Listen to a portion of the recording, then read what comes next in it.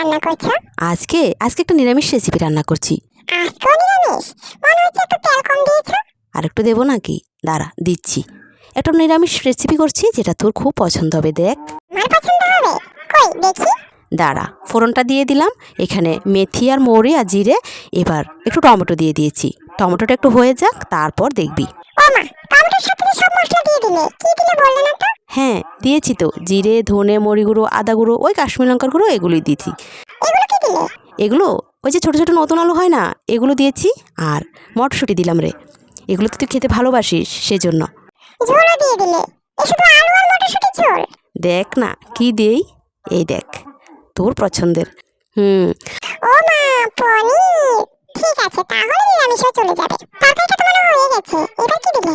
দিলাম কসুরি মেথি আর দিলাম গরম মশলা গুঁড়ো। হয়ে গেল। কি নিরামিষে চলবে তো এই রেসিপিটা? একদম চলবে না, শুধু মা দৌড়াবে। তাহলে বাবু চল, আমরা আজকে দুপুরে এটা দিয়েই সুন্দরভাবে ভাত খেতে পারবো, আবার রাতের বেলা রুটিও খেতে পারবো, তাই না বল? একদমই তাই, আমার সোনা মা।